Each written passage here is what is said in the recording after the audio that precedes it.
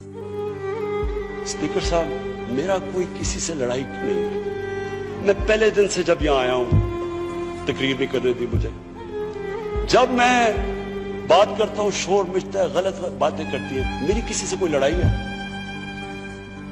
इन सबको जो भी ये समझता है कि ये मैं किसी से लड़ाई की वजह से या कोई मैं अपने दुश्मनियां किसी से हैं, मेरी कोई किसी से दुश्मनी नहीं।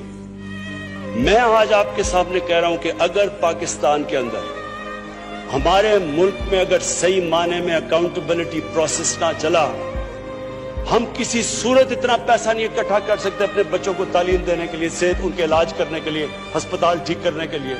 हम आगे बढ़ ही नहीं सकते। जब एलीट करप्शन पे लगी हुई है, वो आप कैसे समझते हैं वो मुल्क तरक्की करेगा? हम जब आप किसी के ऊपर केस होता है, वो कहते हैं जी पॉलिटिकल विक्टिमाइजेशन है। मुझे ये बताएं कि मेरे ऊपर पॉलिटिकल विक्टिमाइजेशन नहीं थी। जब इन्होंने मेरे ऊपर 2002 का फ्लैट डिक्लेयर हुआ, मुझे इन्होंने सुप्रीम कोर्ट में 6 केसेस कर दिए। मेरे इलेक्शन कमीशन के अंदर मुझे सुप्रीम कोर्ट में 2 केसेस किए। क्या मैंने कहा कि कभी मैंने कहा विक्टिमाइजेशन है? मैं जवाब देता। मैं जब वो फ्लैट लिया था, मैं सारी दुनिया जानती है मैं इंटरनेशनल क्रिकेटर था। मैं तो जवाब दे ही नहीं था, मेरे पास तो कोई पब्लिक ऑफिस नहीं था।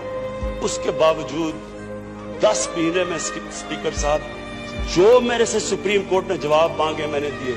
40 साल पुराने कॉन्ट्रैक्ट दिए, मॉर्गेजेस दिखाए,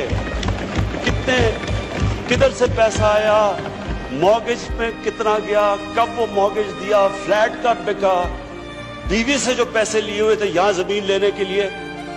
आपको पता है सुप्रीम कोर्ट ने मेरे से पूछा कि जनाब आप बताएं, साबित करें कि आपने बीवी को पैसे वापस किए थे। वो बीवी ने ईमेल दे रही है कि हाँ इसने पैसे वापस किए थे। उन्होंने कहा नहीं, सबूत दो। ये कभी हुआ ही नहीं है ऐसे कि वो बीवी कह रही है पैसे, वो कहते नहीं। बैंक स्टेटमेंट्स निकाल के दी 15 साल पुरानी, जो मेरा ट्रांजैक्शन बीवी के साथ था। मनी ट्रेल दी, सारा जो पैसा वहां से हलाल की कमाई का बाहर से पाकिस्तान लेके आया, उसकी मनी ट्रेल दी। स्पीकर साहब, कोई मैंने कमाल नहीं किया। ये हर उस मुल्क में जिसमें जेन्युइन डेमोक्रेसी है, वहां एक लीडर को जवाब देना पड़ता है, क्योंकि वो अमानतदार होता है, वो पब्लिक के पैसे का अमानतदार होता है। ये कोई विक्टिमाइजेशन नहीं है।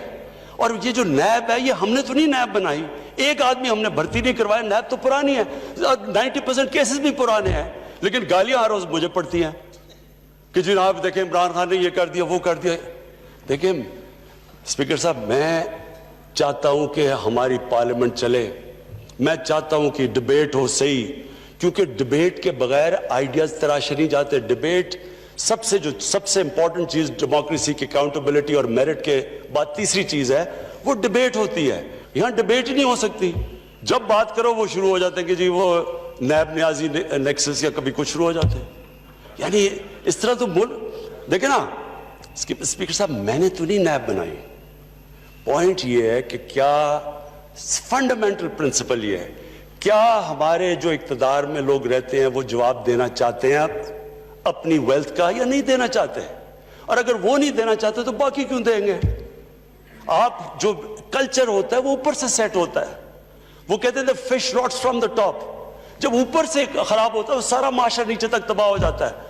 करप्शन का स्पीकर साहब नंबर 1 प्रॉब्लम यह होता है कि मुल्क में जो पैसा ह्यूमन डेवलपमेंट में जाना होता है वो लोगों की जेबों में चला जाता है। नंबर 2 प्रॉब्लम ये होता है क्योंकि चोरी का पैसा होता है, वो मुल्क में नहीं आप रख सकते, वो आपको मुल्क से बाहर भेजना पड़ता है। तो मैं सिर्फ ये कंक्लूड करता हूँ स्पीकर साहब, मैं अपनी ऑपोजिशन से बड़े रिस्पेक्ट से कहना चाहता हूँ, मेरी कोई किसी से दुश्मनी नहीं है, ना मैं कुछ बदला लेना चाहता हूँ।